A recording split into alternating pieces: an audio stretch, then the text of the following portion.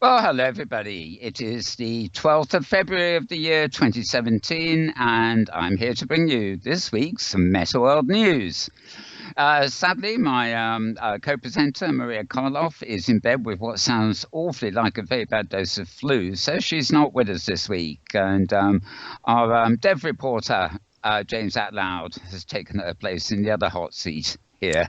So we'll be bringing you whatever comes up, and there's not too much this week, so we're going to go through everything pertinent, so to speak. If you want to catch up on News Daily and stuff like that, there's no better thing to do than follow me on Twitter. That is twitter.com/Malbones, or one word, or indeed you can also follow twitter.com/hypergridbusiness. For sort of relevant links about the hypergrid and the open social metaverse, so to speak. I also have another feed at twitter.com/MetaWorldNews, which is kind of the feed that goes with this specific program, so to speak. And I'm going to be mentioning a few things from those feeds, and if you need to check out more details about what I'm talking about, then you can click on those feeds to find the real links, etc., that you can click on later.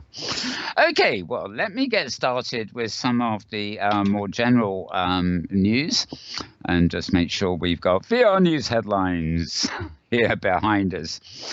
Now, we don't these days cover too much of VR inverted commas, largely because I've been sitting here reading about 500 new headsets that appeared in the course of the week, and really, we don't need that, do we? Right.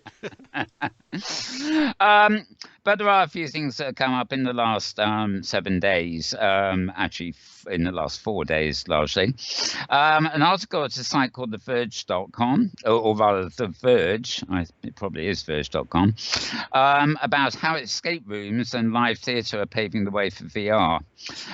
These tend to be out-of-home experiences, of course, going to something that's set up like an escape room or live theatre, but I think possibly because of the environments and the methods of storytelling, they are closer to what will be needed in virtual reality, Hollywood style, than what we already have in the movies. Theatre and escape rooms, environmental things certainly indicate the way forward with interactivity in the 3D world. Now, this sort of comes under our social worlds thing, but tomshardware.com, that's Tom's Hardware, all one word, they had an article 4 days ago about hanging out with the VR chat devs in VR chat. This is quite interesting. The graphics are getting slightly better with this VR chat program. Basically, VR chat, which is sort of a headset sort of designed virtual world, really, launched on Steam on the 1st of February. And leading up to the launch, the developers of VR Chat had a chat with the people at Tom's Hardware, and they did it all in 3D. So it's a 3D program, a bit like this, but talking to the VR Chat developers. 4 days ago, too, voicesofvr.com had one of their podcasts up, number 502. This is described as an elemental theory of presence plus the future of AI and interactive storytelling. And this was an interview largely with Jessica Brillhart, who's the principal filmmaker for virtual reality at Google. And you can go listen to that for more. Virtualitytimes.com had a rather incidental piece. This is one of those 360 experiences that really isn't quite what I call VR, but it's certainly a surround vision experience. And it's about enjoying the great Amazon rainforest in VR, and they're well worthy of a watch, if only for ecological reasons, should I say. And of course, Amazon rainforest can't help but really look beautiful, at least what's left of it. Right. Not so good news, really, for Oculus Rift, and particularly Facebook, who own it now. Not only did they lose that court case that we reported on a week or two ago, But nearly half of Oculus Rift kiosks in the Best Buy stores in the States are going bye-bye, as the headline says. Full report at Digital Trends website. But apparently a lot of the people who show off the demos of Rift and stuff in Best Buy stores actually sit there for days on end with nobody wanting a demo. So they're obviously not going to keep them going. Nobody's interested, unfortunately. And it's funny. I went into a Best Buy yesterday just to see what the situation was, and the demo person a Saturday I thought there would be pretty good traffic, but the folks in the store were saying, well, the demo person's not here yet. I don't know when they're going to be here. They're not going to come in because nobody wants it, I guess. Yeah. Yes, well, all the figures are also sort of showing. I haven't got directing liquor here, but I mean, the real winner, if there is a winner in this sort of high-end, medium-end space of convoluted things to put on your head, does seem to be, I'm not counting cardboard variants, but it does seem to be HTC Vive that is everybody's preferred choice. Although when I say everybody, I'm talking about the enthusiasts who really have to have this stuff. Yeah. Anyway, post at roadtovr.com, WebVR officially launches on Chrome for Android with Daydream support. I believe you can actually get the WebVR stuff via Chrome, whether you've got Daydream headset or not. Basically, they're taking all the components for WebVR and integrating them into essentially what is the Chrome browser. And the stable branch of Chrome on Android is now fully compatible with WebVR. Interesting read at medium.com. Social VR won't be awesome if it's populated by assholes. With assholes, sorry. Yes, those strange things called yes. Point taken, really. Much the same as the web itself. People who just make a use of themselves, give you fake news, everything else, and all think it's fun. And unfortunately, we find they can get away with it. Well, basically, this article is saying that social VR is not going to realize its full potential if the main people populating it are not normal people. I think is that the way to put it? I don't know. Go figure. Virtual reality-news.net has a post about the first ever European VR landscape unveiled with more than 100 firms on board. Basically, this is a conglomeration of all sorts of VR people, content, hardware, etc., right across Europe, and Europe for the moment does still include the UK here, at least it does on their map.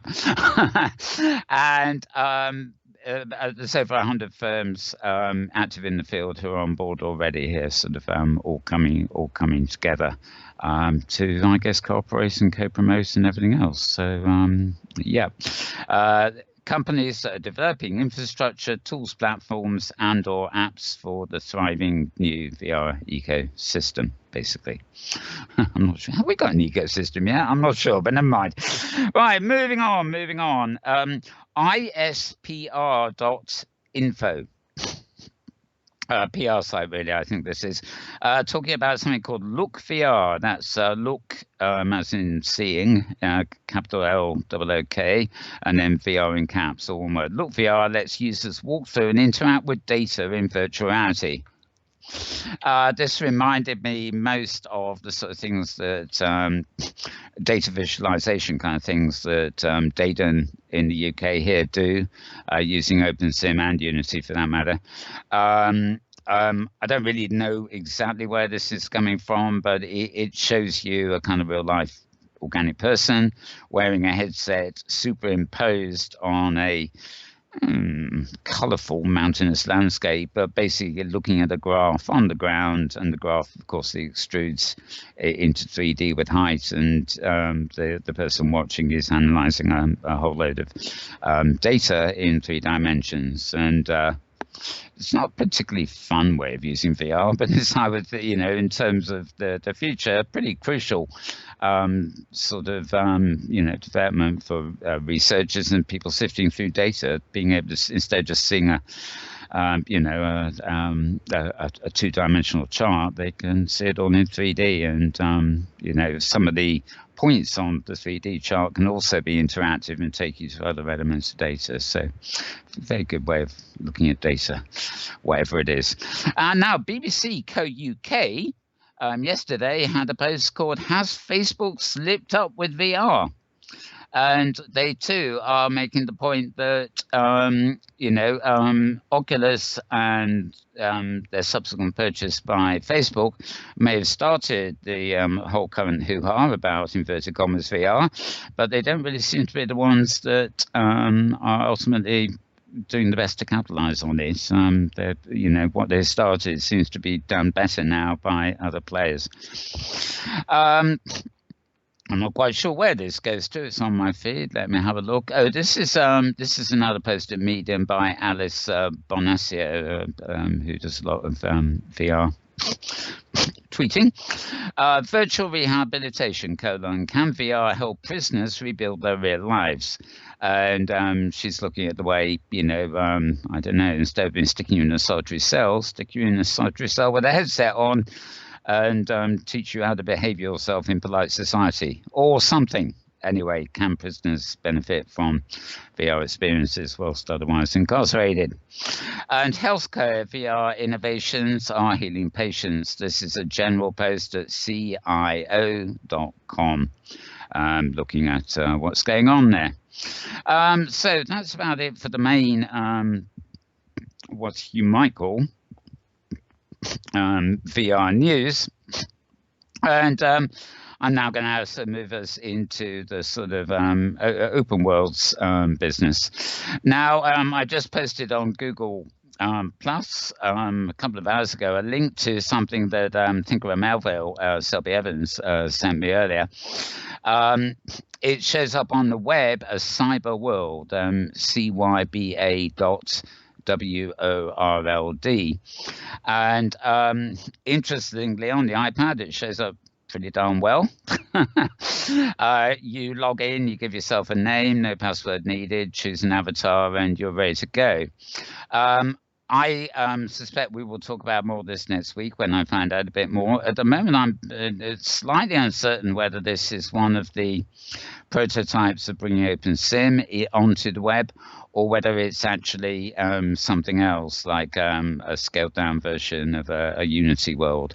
But it's advertised, from the point of Selby's post anyway, as a project being done by the non-profit Commons, who are principally known in Second Life, and of course Joyce Betancourt there and various others are actually involved in the Hypergrid and OpenSim here too, namely our annual conference. And they are purporting to be able to make this available to any suitably non-profit organizations, so that they can have their world on the web. And they can, give people a web link and then have it staffed and meet and greet people. It is clearly just a running prototype at the moment, but if you follow cyber.world link, I guess it's an http://cyber.world, and cyber is CYBA, by the way. It suddenly loads on the iPad, and I actually managed to get it to load briefly on a prim using the Firestorm viewer here in OpenSim, but it rapidly disappeared and took me back to Selby's blog, which is where the link came from. But interesting stuff in the works there, and good to see. There was a post about this on Hypergrid Business, and indeed we mentioned it last week. A music festival started yesterday, continues today. It's going on right now, and will be going on till 8 p.m. Pacific time today.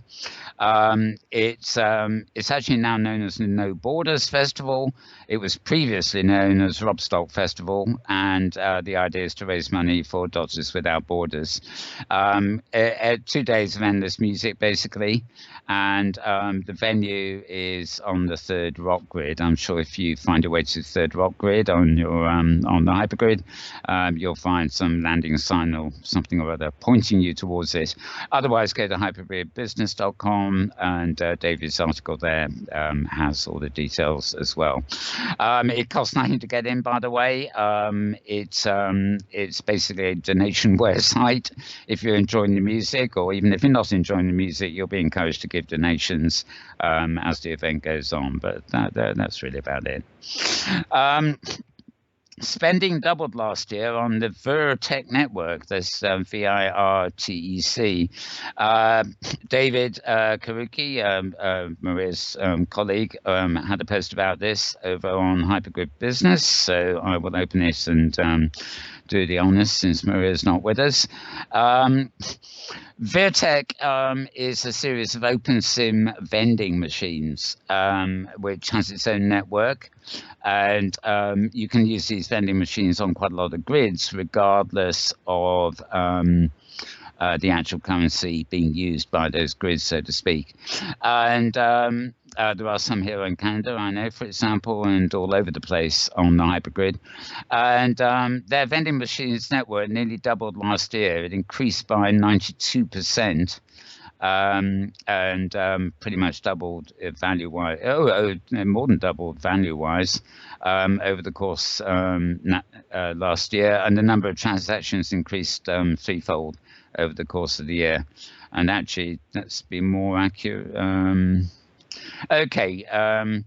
13 grids used it in the first year. The number rose last year to 20 grids. That's actually not, given the size of the metaverse, that's not a lot of grids using it, but significant transactions. You can get them on Great Canadian Grid, InWorlds, Bala Nation Grid, DigiWorlds, the Adult Grid, Third Life Grid, YR Grid, Virtual Highway, Greek Life, and Discovery. And I'm not going to read you out all the details about the top merchants. That's really going into the nitty-gritty there, but you can check that out at Hypergrid Business if you really want. Also, a couple of Leighton Marjoram published a couple of oh, hang on, sorry, I think I've got this wrong. A couple of Machinima on video. One is from LP Grid, Fun of the Fair, Swamp Ride, and the other is a from Third Life Grid, Crashmere Amusement Park. So 2 video locations there that you might care to look out for, and the links to those are on let's see, my post, what's that? I've posted those up there on the good old Google Plus. And finally, on my stream, the twitter.com/metaworldnews, virtualworlding.blogspot.com. This is Selby Evans' site, and this contains the whole article about a proposal for WebWorld to support non-profits in virtual worlds. This is the same portal I gave out to you there, but this is more about it and the non-profit commons. In fact, I will open that just to give you a brief rundown. Non-profit Commons is developing a plan to put WebWorld on a web page as its website. Here's the preliminary plan. And Selby's blog is not always the easiest to navigate, I'm afraid. The article is normally at the bottom of the page instead of the top. Oh, Lord, I can't find it. Anyway, I gather this. The idea is they'll be offering this system or whatever to various non-profits, not just those who are part of non-profit commons, but anybody who fits the brief in non-profits in virtual worlds. I've already mentioned Doctors Without Borders, and a little video popped up. Not sure, it's in the stream anyway. It's a video of Joe Builder's Magical Kingdom, which was one of the stops on our safari at the conference last year, but this is an independent video. This may have been Leighton Marjoram, I'm not sure. And scrolling back here, and I've come to exactly the same things. Okay, the only other thing offhand here is I may have mentioned this last week, but issue.com, which is a site for the glossy magazines, IESSW.com, the virtual education journal for winter 2017 has been published, and you'll find the link to that, the exact link that is on the Metaworld News stream at Twitter. So, the other thing I've got open here, which I've actually just opened from my email, is a site called JVW Research. That's JVW letters, research, but spelt as all a continuous string of letters. .org. And this is the Journal of Virtual Worlds Research. And indeed, the latest journal did come out last week. And the title of the journal is Edge. Oh, God. Yours truly somehow thinks his stylus is going to work on his Windows screen. Duh. Oh, that'd be fun. It would be, wouldn't it? I've changed screens and not put the stylus down, so too lazy these days. Styluses do everything. Okay, there are actually 5 articles plus the editorial article as part of the journal. For some reason, I can't ever seem to find a link to this journal that gives you the whole thing, like a magazine you can read through. Basically, you go to that site and you basically load or download the PDF of each particular paper. Learning from the Edge of Virtual Worlds, article by Yeshi Sivan, who's the editor of this issue. Peer-reviewed papers, Pokemon Go 2016, flow in virtual worlds, interplay in community, etc. as predictors of involvement. All very academic, this, I hasten to add. The Experience Machine, Existential Reflections on Virtual Worlds by Stefano Guglielmi. Vittorio Marone on Playful Constructivism, Making Sense of Digital Games for Learning and Creativity Through Play, Design, Participation. And finally, an article called Restorative Virtual Environment Design for Augmented Nursing Home Rehabilitation. So as you can see, it's not only academic, it's also very specific. But if you're interested in research papers on virtual worlds and stuff, can't go far wrong with that. So I think I've about come to the end. I said it was probably going to be a fairly short news today. It was quite quiet with Maria's site anyway, except for the ones I've read out. So we're not missing much there. But James, I suppose the developers continue regardless. Any news from the developer front this week? Well, yeah, there was a meeting as usual. This is the office hours meeting where developers and users can come together on Tuesdays, and the time is at 11 in Pacific time. And there was a group of 8 people there last Tuesday, and there was not a whole lot of work in code since the previous meeting. There were 7 logged code changes since the 31st of March.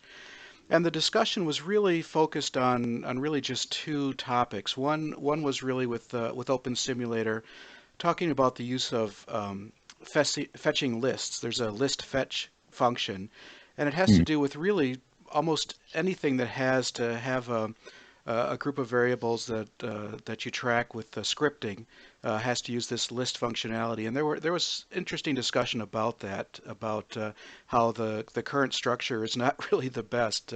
I know that a good colleague of ours, Marcus, just does not enjoy working with lists in the scripting language. So that was a good discussion. Also noting that some of the list processing takes up a lot of unnecessary processor time, so definitely room for improvement there. And then the second major topic of discussion was talking about the export permission bit, which of course was set up with the Hypergrid protocol, and it's really supported, or I guess used differently by different grid owners. And one example was talking about Kitely and the way that Kitely sets the export bit. It's speculated that Kitely may have a unique implementation of the export bit on assets, but it's a very important thing to discuss because without a consistent implementation and use of controlling where assets can go, there's always going to be challenges. And so I'm not sure anything conclusive came out of that, but of course there's the notes were taken back to the developers, and I know that it's something that will probably be looked at in the future.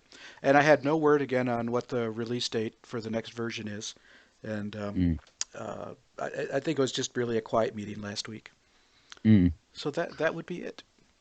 I think release dates for next versions are best kept quiet, really. You don't want one coming out every few weeks. Let them get it sorted before they bring it out, Well, please. absolutely, and something this complex. The thing that comes to mind is I think the director Francis Ford Coppola is notorious for not being able to finish a film Yeah. because okay, it's not done yet. I have to keep working on it. I have to keep working on it, and so Mm. that would be a temptation. Well, the camera HUD that I work on for our programming. I can always do improvements to it. So having to lock Mm. something down as finished is always a challenge. It is. I actually know from way back, many years ago, before virtual worlds, artists, particularly comic artists, who were like this. You go into the studio, see the finished work, and you think, "Oh, that's great."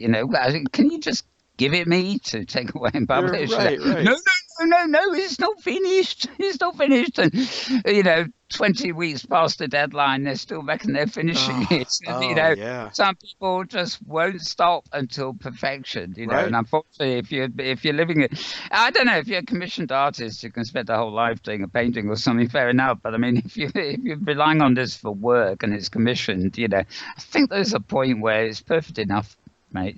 Well, yeah, yeah. And I've heard it expressed a number of ways. My current supervisor at work will say, don't let perfect be the enemy of the good. And then a close friend likes to say, done's better than perfect. And so I like Yeah, that one too. yeah, exactly. Just do a rough check to make sure there's no holes in it, That's and you right. could That's right. kind of thing. Okay. I must admit, a part of me when I'm fiddling around building or something down here, I notice nothing will never be finished because I won't ever finish it. I can't. But that's a particular kind of self-creative Well, and, avenue and that's where I can, interesting. I can afford to not give a damn. Yeah, yeah. Well, and that's a part of our internet civilization, society. Things, we work now with living documents and living worlds. Mm. Are they ever finished? They're always evolving. Well, quite. Yeah, yeah. You put your finger on it, really. So Yes, exactly.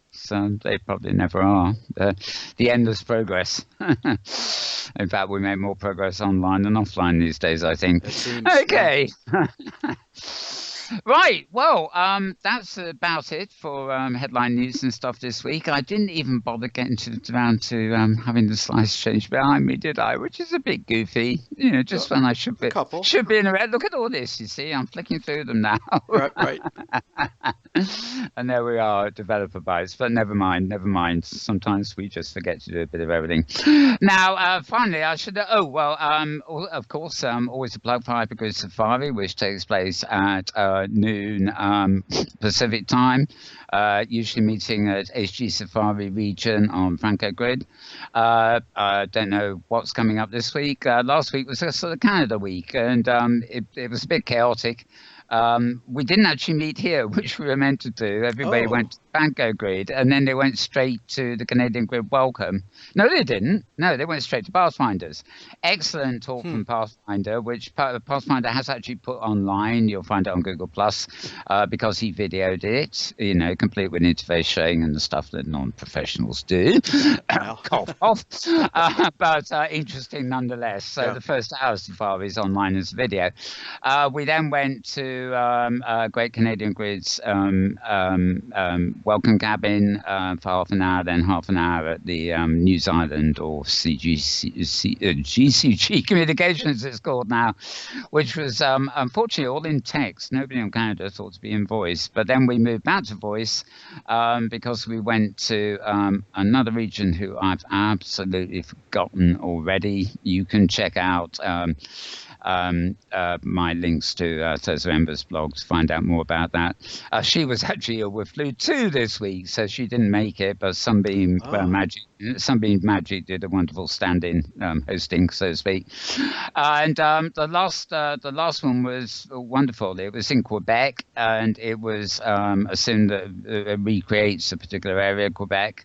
And well, it's a historical build too, and we were entertained on voice with a lovely talk through about the history of the area and accompanying slides, and well, what was going on there over several hundred years, basically, all in 1 hour of gossip. Well, I mean, talk. So very interesting week all around there. That And sounds great. Yeah. I think it's if you look on Google Plus and look for HG Safari, you'll find Thursday's post and actually plenty of other people's photographic records of that visit too. It pops up in Aftermath all over the place, so to speak. Okay, so a little pluggy for that one. Now, finally, I might as well announce here we're not going to be doing a in-world review this week either. This show is it for this week. Basically, we don't have enough people. With Maria away too, we don't really have enough people to have a great big conversational thing on in World Review talk show style. So we're going to pass this week, and some of the stuff we were going to talk about. Partly, I mentioned the non-profit commons thing, we'll endeavour to integrate into next week's In World Review. But we brought you the news, and that's what it's about. So anything else you can think of, James? No. Thanks for covering the Hypergrid Safari. I really wanted to make this one last week, and I could not get the time free. But I'm glad people showed up. I'm glad it was a good experience. Yeah, at least you can replay Pathfinder's bit. And I will do that. Yeah, I'll get right to that. Yeah, yep. Yeah, indeed. Okay, so that's it for this week, folks. We will be back, of course, next week with all the latest from the metaverse, be it the world of social immersive spaces, particularly the hypergrid and OpenSim. Until then, have a good week.